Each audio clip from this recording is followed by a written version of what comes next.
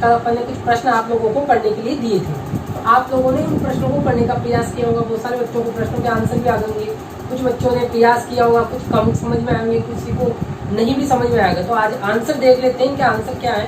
देखो आपको दिए गए प्रश्न क्या थे कि पहला प्रश्न था गैस पूरी तरह उस बर्तन को भर देती है जिसमें से रखा जाता है। इसका आंसर क्या है कि गैस के जो कण हैं वो अत्यधिक दूर पाए जाते हैं। इस तरह गैस के कण क्या होते हैं, फैले हुए रहते हैं। तो फैले हुए रहते हैं तो गैस के कणों को क्या आकर्षण बल नगण्य होता है।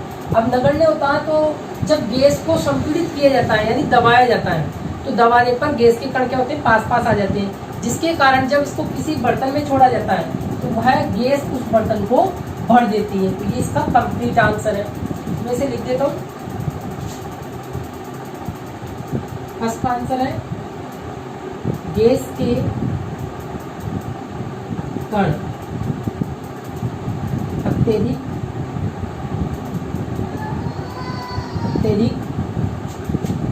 दूर स्थित होते हैं, अर्थात फैले हुए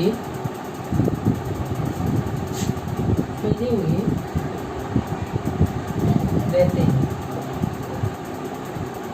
इसलिए इनमें आकर्षण बल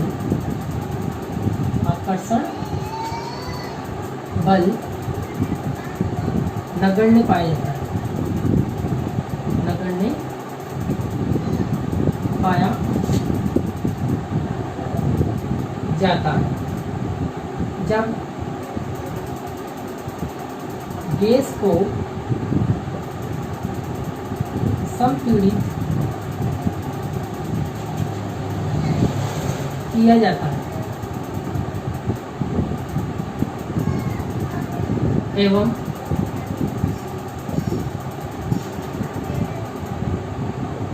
जिस बर्तन में इसे छोड़ते हैं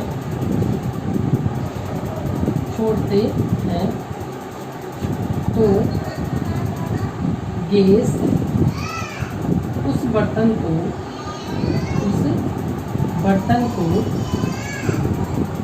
पूरा भर देती है,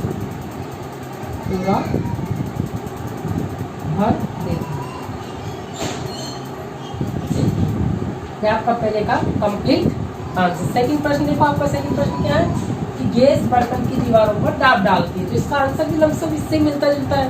तो गैस के कण वो दूर होते हैं, अर्थात फैले हुए रहते हैं।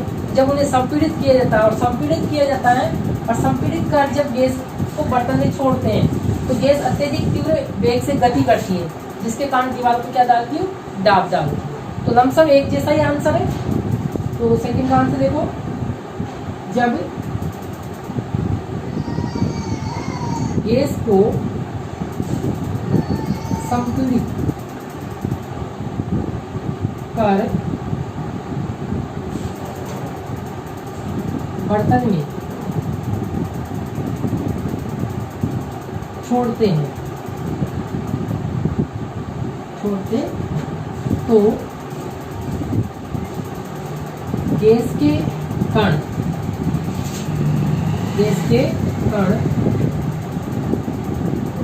तीव्र गति से बर्तन की दीवारों पर दाब डालते हैं। नेक्स्ट क्वेश्चन आपका क्या है, अगला प्रश्न जो आपका है वो है कि सामान्यतः ठोस पदार्थों की अपेक्षा द्रवों का घनत्व कम होता है, लेकिन आपने बर्फ के टुकड़े को जल में तैरते हुए देखा होगा। तो पता लगाइए इसका क्यों होता है। इसका रीजन क्या है कि आपने घनत्व का टॉपिक पढ़ा। घनत्व के टॉपिक में क्या बताया गया है कि ठोस पदार्थों का घनत्व सर्वाधिक, फिर उसके बाद द्रव, और सबसे कम यानी नगण्य के लगभग गैस का होता है। तो इसी आधार पर आपको इस प्रश्न का आंसर भी देना है। तो घनत्व के आधार पर जब इसका आंसर ढूंढते हैं तो आंसर क्या आना चाहिए कि बर्फ जो है बर्फ की तुलना किससे की जाएगी? इस जल से की जाएगी। जब बर्फ की तुलना जल से करते हैं, इनके घनत्व देखते हैं तो बर्फ का घनत्व जल की तुलना में कम होता है, इसलिए बर्फ जल की सतह पर तैरती है, एक सामान्य वे में। और दूसरा आंसर अगर आप देखते हो तो दूसरा आंसर क्या आता है कि बर्फ का आयतन अधिक होता है और अधिक आयतन के कारण यह अपने अधिक आयतन से अधिक द्रव्यमान वाले जल का विस्थापन करती है, जिसके कारण बर्फ क्या है? जल की सतह पर तैरती है। तो दोनों आंसर सही है। तो छोटा सा आंसर लिख लेते हैं। बर्फ का घनत्व, बर्फ का घनत्व जल के घनत्व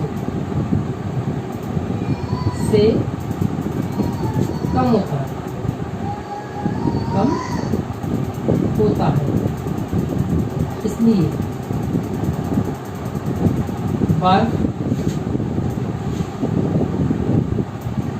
जल की सतह पर तैरती।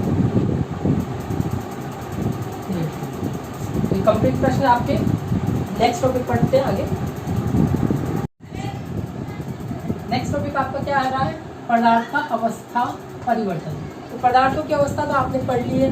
पदार्थों की तीन अवस्थाएं बताई, ठोस, द्रव और गैस। अब इन अवस्थाओं में क्या परिवर्तन बताया गया उसके बारे में देखो आप। पदार्थों का अवस्था परिवर्तन, तो पदार्थों का अवस्था परिवर्तन तीन अवस्थाएं आपको बताई गई। तीन अवस्थाएं कौन कौन सी थी? ठोस, द्रव और गैस, ये तीन अवस्थाएं। इन तीनों अवस्थाओं में जो परिवर्तन होता है उसे कहा जाता है पदार्थ का अवस्था परिवर्तन, ठोस, द्रव और गैस। तो अवस्था परिवर्तन क्या है? पदार्थों का अवस्था परिवर्तन जब किसी पदार्थ को ताप और दाब पर गर्म किया जाता है, तो ताप और दाब पर गर्म करने पर वो पदार्थ एक अवस्था से दूसरी अवस्था में परिवर्तित हो जाता है, जिसे क्या कहा जाता है? पदार्थ का अवस्था परिवर्तन कहा जाता है। इसके लिए एक एग्जाम्पल पढ़ते हैं, जैसे जल। जल की तीन अवस्थाएं होती है, ठोस, द्रव और गैस। तो ठोस के अंतर्गत जल की जो अवस्था बताई गई है वो अवस्था है बर्फ। ठोस के अंतर्गत जल की कौन सी अवस्था बताई गई? बर्फ। और द्रव के अंतर्गत जल की अवस्था जल, और गैस के अंतर्गत जो जल की अवस्था है वो है जलवाष्प। जलवाष्प। इस प्रकार जल की तीन अवस्थाएं होगी, ठोस, द्रव, गैस। ठोस के रूप में आपके बर्फ, द्रव के रूप में जल और गैस के रूप में जलवाष्प। तो जब ये ठोस को गर्म किया जाता है, यानी ठोस पदार्थ को आप रूम टेम्परेचर पर रखते हो, यानी बर्फ को आप फ्रिज से बाहर निकाल कर कमरे के तापमान पर रखोगे तो आप जानते हो बर्फ धीरे धीरे बर्फ पिघलने लगती है और किसमें बदल जाती है? जल में। ये क्रिया क्या कहलाती है? सहगलन। क्या कहते हैं? सहगलन।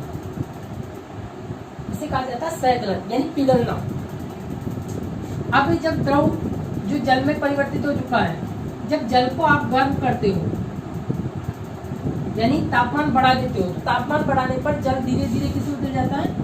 जल वाष्प के अंतर्गत बदलने लगता है। ये क्रिया आपकी कहलाती है वाष्पीकरण। क्या कहलाती है? वाष्पीकरण। इस क्रिया को कहा जाता है वाष्पीकरण। इस प्रकार से ठोस का द्रव में परिवर्तन सहगलन और द्रव का गैस में परिवर्तन वाष्पीकरण कहलाता है। अब इसी क्रिया को उल्टा पढ़ते हैं। यदि गैस को ठंडा किया जाए तो गैस ठंडा होकर किसमें बदल जाएगी? वापस द्रव अर्थात जल में परिवर्तित होगी। इस क्रिया को क्या कहते हैं? संघनन कहा जाता है। संघनन। ये क्रिया कहलाती है संघनन। गैस का द्रव में परिवर्तन। और गैस को और अत्यधिक ठंडा कर दिया जाए, द्रव को और अत्यधिक ठंडा कर दिया जाए तो द्रव किसमें बदल जाएगा? ठोस में अर्थात बर्फ में। इस क्रिया को कहते हैं जमना। इस प्रकार से ठोस द्रव में, द्रव गैस में और पुनः गैस द्रव में और द्रव ठोस में परिवर्तित किया जाता है। इसके अतिरिक्त यदि ठोस पदार्थ सीधा ही गैसीय पदार्थ में परिवर्तित हो जाता है, ये किसमें नहीं बदला? द्रव में। यानी ठोस बिना द्रव में परिवर्तित हुए सीधे ही किसमें बदल जाए? गैस में। तो इस क्रिया को कहा जाता है उदरूपातन। क्या कहा जाता है? उदरूपातन। ये क्रिया कहलाती है उदरूपातन। और यदि गैस बिना द्रव में परिवर्तित हुए सीधे ही वापस बर्फ में बदल जाती है, तो ये क्रिया वापस आपकी क्या कहलाएगी? ये भी उदरपातन कहलाती है। इसे भी क्या कहते हैं? उदरपातन कहते हैं। इसके अंतर्गत आपके बहुत सारे एग्जाम्पल आ सकते हैं उदरपातन क्रिया में, जैसे कपूर है, मोमबत्ती है, नेप्थलीन है, सोडियम क्लोराइड आता है, नौसादर है आपके, अमोनियम क्लोराइड जिसे कहते हैं। ये सारी चीज किसमें आती है? उदरपातन क्रिया के अंतर्गत आती है। चलो मैं अब ये जो आपको टॉपिक पढ़ा है, इस टॉपिक को मैं लिख देता हूँ आपके लिए, जो नोट्स बना लेना आप इनको। पदार्थ का अवस्था परिवर्तन परिभाषा लिख देता हूँ। जब किसी पदार्थ को ताप एवं दाब पर गर्म किया जाता है, गर्म किया जाता है,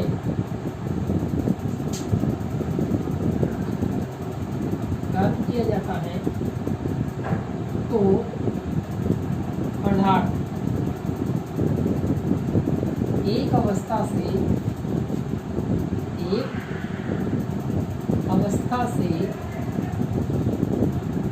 दूसरी अवस्था में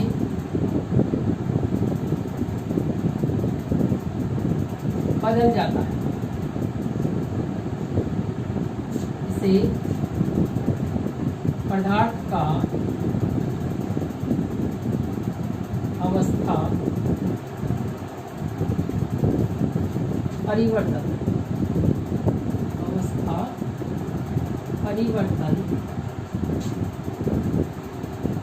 कहते हैं। जैसे जल की 3 अवस्थाएं क्रमशः ठोस, इसके नीचे आप लिख लीजिए बर्फ, द्रव, इसके रूप में जल और गैस, इसके रूप में जलवाष्प।